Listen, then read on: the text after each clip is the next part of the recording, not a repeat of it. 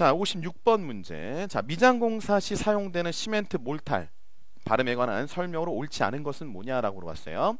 자, 시멘트와 모래를 혼합하고 물을 부어서 잘 섞도록 하며 비빔은 기계로 하는 것을 원칙으로 한다. 그죠? 기계 비빔이에요.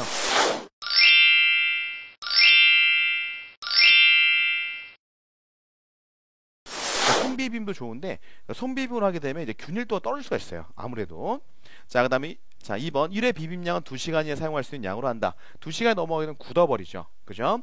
자, 3번 초벌 발음 또는 라스 먹임은 2주 이상 방치하여 발음면 또는 라스의 겹친 부분에서 생길 수 있는 균의 처짐 등 흠을 충분히 발생시킨다. 즉 뭐냐면 미리 발생시키는 거예요. 미리 발생. 자, 미리 발생시킨다는 얘기는 뭐냐면 우리가 준공이 다 된 다음에 전부 다 공사 끝난 다음에 발생할 것을 미리 우리가 발생을 시켜서 그때 조치하겠다는 얘기입니다. 공사 중에. 자, 그 내용이 3번에 나와 있고요. 자, 4번 발음 두께가 너무 얇을 경우에는 고름질을 하고, 고름질은 이제 판판하게 만든다, 판판하게 다듬다는 얘기죠. 그 판을, 그죠? 그 면을 판판하게, 또는 이거 반반하다라고도 얘기를 하는데 판판하게, 자, 정리하는 것을 고름질한다고 얘기를 해요. 고름질하고 고름질 후에는 전면에서 거친 면이 생기지 않도록 한다. 자, 고름질이 되려면은 기본적으로 뭐냐면 몰탈량이, 즉 미장량이 많아야 고름질이 가능한 거예요. 미장량이 적으면 고름질이 안 됩니다. 그죠? 왜냐면 거기 뭐 깔려 있는 것도 적은데 무슨 그걸 피고 있어요. 그죠? 양이 많아야 가능한 것이기 때문에 발음 두께가 너무 얇을 경우가 아니고, 그죠? 어느 경우에서 고름질 들어가요? 두꺼울 경우에, 두껍게 발랐을 때 고름질을 적절히 해줘야 되는구나 라고 정리가 될 수 있겠죠. 자, 됐습니다. 자, 57번 문제. 자, 동바리 마루에서 마루널 바로 밑에, 그죠? 바로 밑에 오는, 자, 부제는 뭐냐? 마루널은 이제 최종 마감, 바로 그 직전이에요. 그러니까 마루판, 우리가 보고 있는 마루판이죠. 그죠? 자, 그럼 마루널을 밑에다가, 네. 자, 마루널 밑에 뭐가 깔리면 장선이 깔려요. 자, 그 다음에 멍에가 깔리고요. 그 다음에 동바리로 받쳐주고 있고요. 이 동바리를 최종적으로 동바리돌이 받쳐주고 있어요. 동바리돌. 요 순서대로 진행이 됩니다. 마루널 밑에 장선, 장선 밑에 멍에, 멍에 밑에 동바리, 동바리 밑에 동바리돌. 이렇게 정리가 되겠고, 자, 그래서 정답은 3번이네요. 자, 됐고요. 자, 그 다음에 58번 한열 인장 강도. 요게 조금 문제가 어려웠습니다. 자, 같이 한번 보도록 할게요. 자, 한열 인장 강도 시험에서 제하중이 120kN에서 파괴된 지름 100mm, 길이 200mm인 콘크리트 시험체의 인장 강도는 어떻게 되느냐 라고 물어봤어요. 그죠? 한열 인장 강도 시험을 했대요.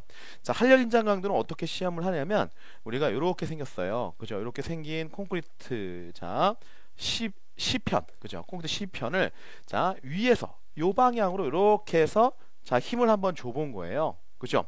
그러면 요면, 그 겉면에 지금 힘이 들어가거든요. 겉면, 요 테두리의 겉면에 이 힘이 들어간다 라는 거죠. 그러면 면적을 뽑을 때도 겉면의 면적을 뽑으셔야 돼요. 겉면 면적. 자, 그러면 보겠습니다. 한열 인장 강도는, 자, 2 곱하기 우리가 제하중 있죠?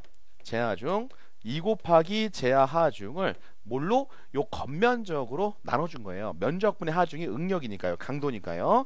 그래서 자, 적용 면적, 그죠? 적용 면적이라고 해놓고 이 적용 면적은 뭐다? 결국은 파이 dl, 그죠? 요게 조금 이해하기 힘들어요. 파이 dl 이렇게 들어가죠. 자, 그래서 d라고 하는 건 뭐냐면 여기서 요 지름을 얘기를 하는 거예요. d고요. 그 다음 요게 이제 길이죠. l 이렇게 나오죠. 그러면 겉면적이라고 하는 거는 어떻게 뽑냐면 먼저 이, 자, 원의 둘레 있죠? 이 원의 둘레를 뽑은 다음에 둘레에다가 길이를 딱 곱하면 여기에 면적이 나오죠. 그죠? 네, 이렇게 구하는 건데 이 둘레를 구할 때 우리가 어떻게 구하냐면 파이 d 이렇게 하면 둘레가 나와요. 파이 d. 그죠? 파이 d 둘레가 나오고 거기다가 길이 l을 곱해준 형태가 되게 되는 거죠. 자, 그러면 일단은 이론적인 내용은 다 했고 그 다음에 한번 여기다 대입을 한번 해볼게요. 자, 2 곱하기 120kN 이렇게 되어 있는데 우리가 최종적으로 값을 뽑아내라고 하는 게 메가파스칼이죠. 메가파스칼. 그렇죠? 메가파스칼은 뉴턴 퍼 밀리메타 제곱이에요. 자, 그러면 뉴턴 값으로 바꿔줘야겠죠. 그렇죠? 그러면 킬로뉴턴에다 1000을 곱해자 우리 유식하게 10의 3승을 곱해주죠. 그렇죠? 자, 그 다음에 적용 면적은 파이에다가 그 다음에 밀리메타로 그대로 나왔기 때문에 지름 그대로 곱해주고요. 100, 그리고 길이 200mm 이렇게 정리가 되겠네요. 자, 그러면 요 계산하시면 얼마 나오냐면 3.82 이렇게 나오죠. 82 뉴턴 퍼 밀리메타 제곱. 네, 요게 이제 메가파스칼 이렇게 나오게 됩니다.